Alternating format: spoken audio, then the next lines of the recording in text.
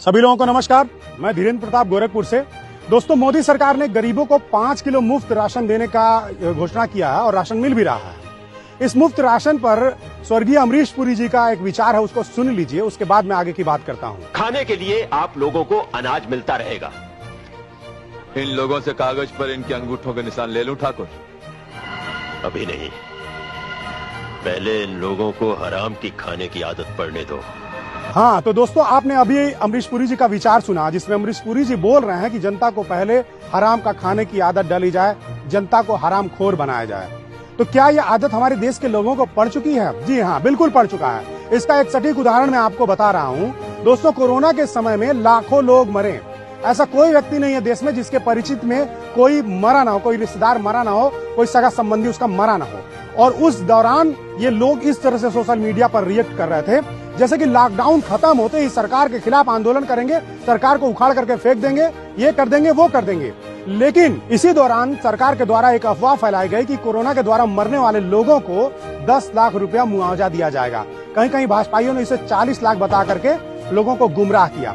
और जैसे ही फैसले की घोषणा हुई, तमाम लोगों के अंदर से आंदोलन का जो भूत था वो खत्म हो गया। तमाम लोगों के अंदर जो सरकार का विरोध था वो खत्म हो गया। इससे साफ पता चलता है कि जनता पूरी तरह से हरामखोर हो चुकी है, जनता को मुफ्तखोरी की आदत पड़ चुकी है। और अब यह जनता कहीं पर केवल 5 किलो राशन में ही महंगाई, बेरोजगारी, अशिक्षा, भूखमरी, आतंकवाद, जातिवाद, सांप्रदायिकता सबको भूल चुकी है, दंगे फसाद को भूल चुकी है, हिंदू मुस्लिम का जो बंटवारा हो रहा है उसको भूल चुकी है। देश में यह भी कहा जा सकता है कि जो भूखा है वो जाकर के राशन लेगा, लेकिन जो भूखा है वो आंदोलन भी कर सकता है। लेकिन कहीं पर भी कोई आंदोलन यहाँ पर दिखाई नहीं दे रहा है। देश में जितनी भी योजनाएं आ रही हैं, उन योजनाओं में से देखिए केवल इस तरह की योजनाएं आ रही हैं कि जनता को भिखारी बना दिया, जनता को मुफ्तखोर बना दिया, जनता को पूरा सरकार के भरोसे छोड़ दिया जाए।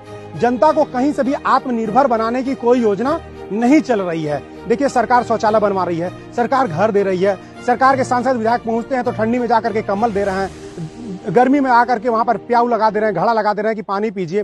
तो इस तरह की ये जो योजनाएं हैं, ये जनता को पंगु बनाने वाली है। सरकार को चाहिए कि वो जनता को रोजगार दे। सरकार को चाहिए कि शिक्षा को पूरी तरह से मुफ्त कर दिया जाए कि एक आम आदमी पढ़ सके, उच्च शिक्षा ले सके, तकनीकी शिक्षा ले सके। लेकिन शिक्षा का पूरी तरह से निजीकरण और व्यवसायीकरण कर दिया गया है, बाजारीकरण कर दिया गया है। सरकार को चाहिए चिकित्सा की सुविधाओं को पूरी तरह से मुफ्त कर दिया जाए, लेकिन सरकार क्या कर रही है? उसको नहीं मुफ्त कर रही। सरकार आपको मुफ्त में राशन दे रही है। सरकार से सीधे सीधे मुद्दे की बात करनी होगी, सरकार से सीधे सीधे रोजगार की बात करनी होगी। जो भी खास करके ग्रामीण के जो लोग हैं, वो लोग जब कोई मुफ्त की बात आती है तो टूट पड़ते हैं। उनसे मैं कहना चाहूंगा कि ये जो मुफ्त का राशन या मुफ्त का कोई भी चीज आपको दिया जा रहा है, ये बिल्कुल मुफ्त नहीं है।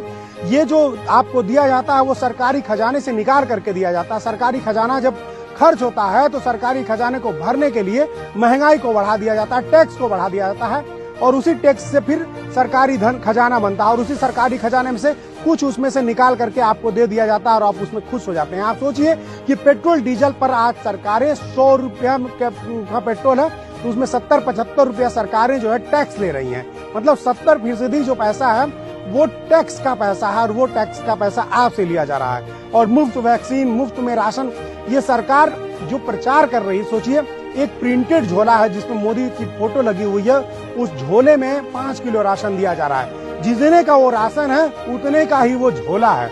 यानी कि सरकार जितना आपको राशन नहीं दे रही है, उससे ज्यादा वो पैसा प्रचार में खर्च कर रही है। ये सीधे सीधे तौर पर सरकार अपनी मार्केटिंग कर रही है, अपना वोट बैंक बढ़ाने की कोशिश कर रही है। ये दिखाने की कोशिश कर रही है कि हम आपको मुफ्त में दे रहे हैं, जो वो कहीं से भी मुफ्त नहीं है। वो भरपाई हमें आपको करना पड़ेगा। और आज हम अगर राशन मुफ्त में मिलेंगे, कंबल मुफ्त मिलेंगे, शौचालय मुफ्त मिलेंगे, घर मुफ्त मिलेंगे, तो हमको उसका भरपाई भी करना पड़ेगा। हमको टैक्स के रूप में वो पैसा आप सरकार को लौटाना पड़ेगा, और वही महंगाई के रूप में हमारे ऊपर आकर के फिर से गिरेगा।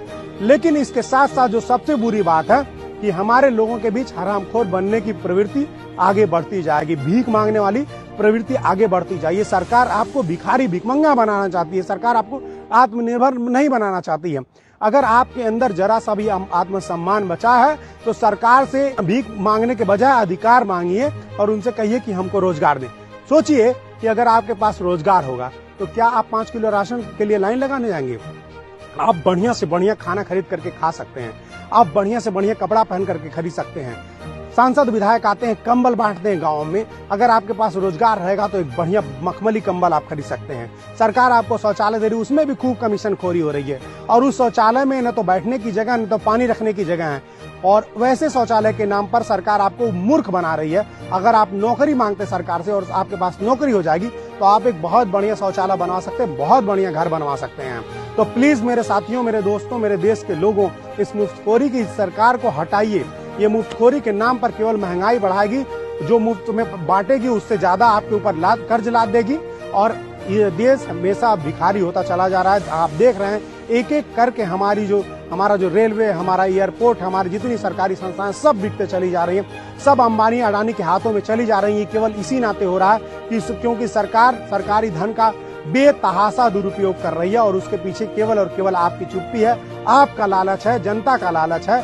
जिस तरह से कोरोना में लाखों लोग मारे गए लेकिन मुआवजे की लालच में लोगों ने कहीं कोई आंदोलन नहीं किया, सरकार का कहीं कोई विरोध नहीं किया, उसी तरह से आज सरकार 5 किलो राशन दे रही है, कहीं से महंगाई का कोई विरोध दिखाई नहीं दे रहा। शिक्षा व्यवस्था पूरी तरह से चौपट हो चुकी है, भ्रष्टाचार चरम पर है। आप देख लीजिए कि जितने हमारे सोशल मीडिया से लेकर के जितने लोकतंत्र को मजबूत करने वाले पत्रिकाएं हैं, उन सब पे प्रतिबंध लगाया जा रहा है। एक तरह से देश में तानाशाही लागू कर दी गई है, धरना प्रदर्शन नहीं करने दिया जा रहा है, कोई विरोध नहीं करने दिया जा रहा है। जो भी विरोध कर रहा है उसके ऊपर फर्जी मुकदमे लादे जा रहे हैं। तो ये जो हमारा लोकतंत्र है वो पूरी तरह से खतरे में है। हम देश का जो नौजवान है उसकी मानसिकता भीख मांगने की बनती चली जा रही है। हमारा जो देश का पहचान है वो खत्म होते चला जा रहा है। इन सब से हमको बचना होगा और सरकार द्वारा चली जा रही हर चाल को समझ करके उसका जवाब देना होगा। तो उठ खड़े होइए और सरकार से भीख मांगना छोड़ करके अधिकार मांगना शुरू कर दीजिए। आप सभी लोगों को धन्यवाद।